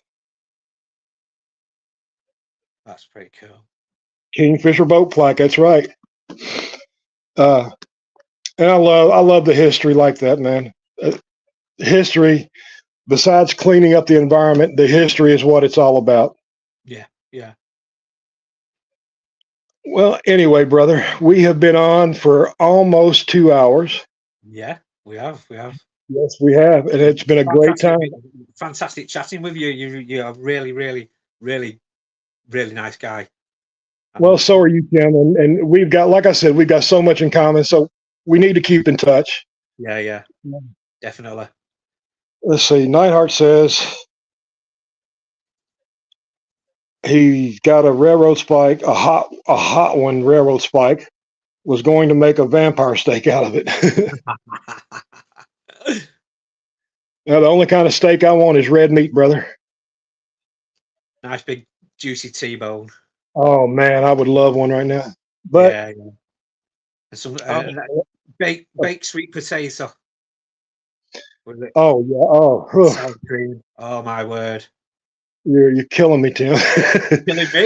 Killing me. I've not had anything like that for a long while. Me either. Speaking, I don't mean to change the subject, and I know it's been almost 2 hours, but I wanted to say, are you a diabetic, or have you ever been a diabetic? No. Okay. Touch wood. Touch wood. I've been quite supple for a fat guy, really.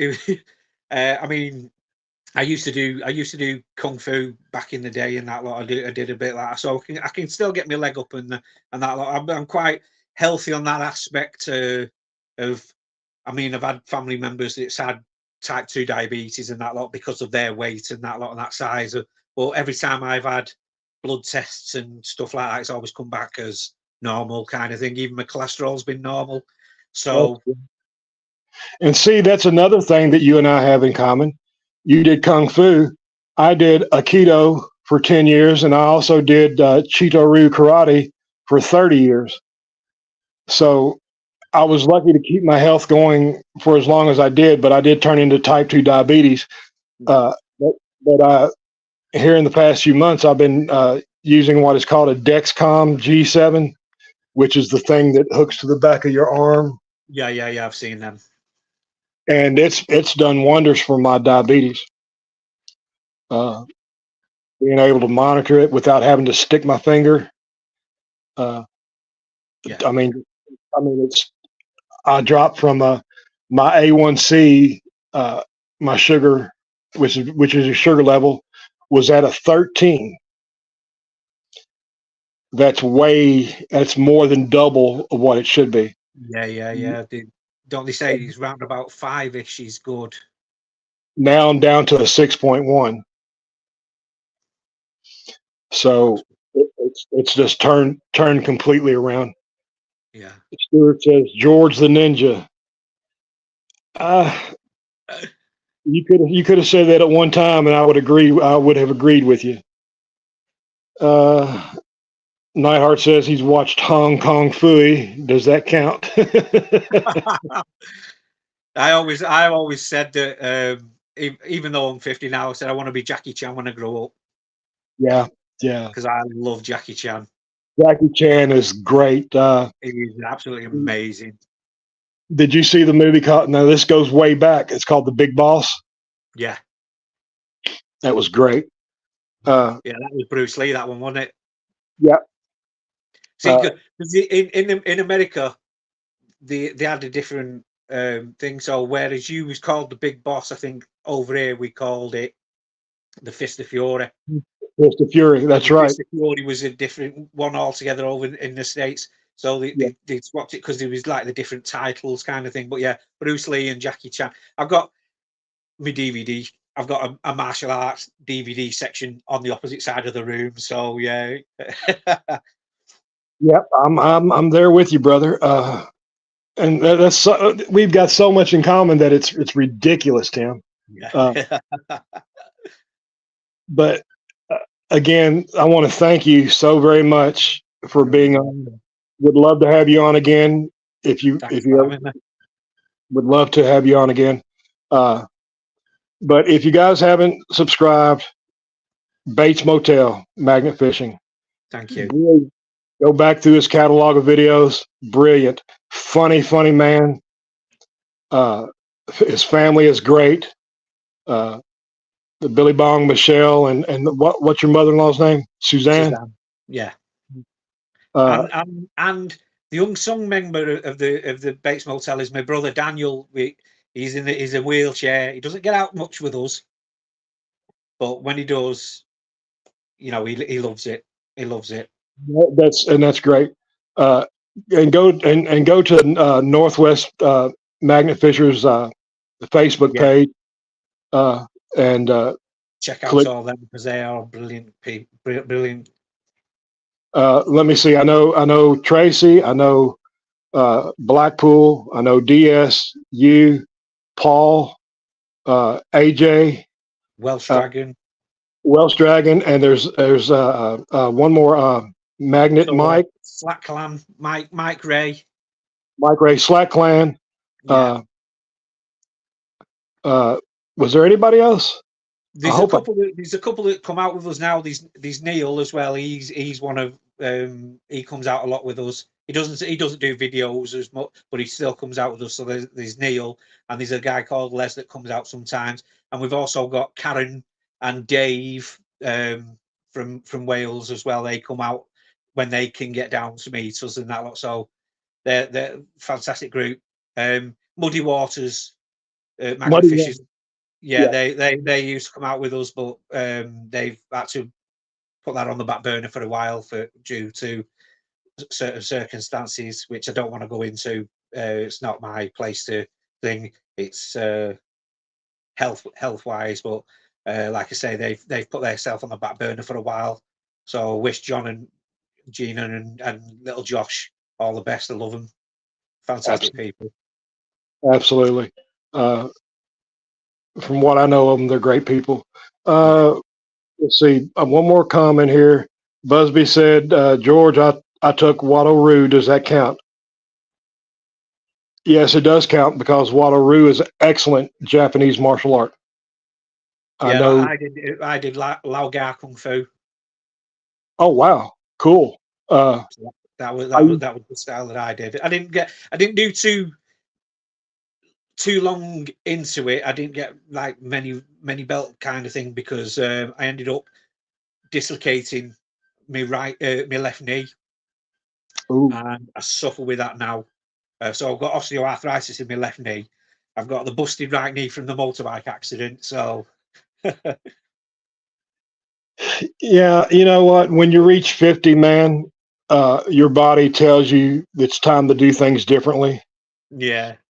Your mind tells you you're a teenager. Your body tells you you're an old ager. Yeah, absolutely, man. But like I said, and and I can tell you're the same way. My disability is not going to hold me back, and I'm going to do what I decide I want to do. And carry on until they put me in the ground. Yeah, exactly. Because you're not guaranteed tomorrow. That's for sure. Exactly. Well, okay, brother. Thank you once again. I really appreciate it. Loved our chat. Love the artwork. Thank you. Brilliant, talented person. Go check him out, y'all. Bates Motel. Making me blush. Making you blush. Check him out on Facebook. Look at me. I'm blushing, man. I'm blushing. Look at me. Hey, were you a Monty Python fan? I love Monty Python. I absolutely love them. I guess my favorite comedy group ever. Everybody was into movies. everybody was into Saturday Night Live over here, but while they was watching Saturday Night Live, I was watching replays of Monty Python. Yeah, I love Monty Python. One of my favorite Monty Python sketches is the Spanish Inquisition. I love that. Love that. Nobody expects the Spanish Inquisition.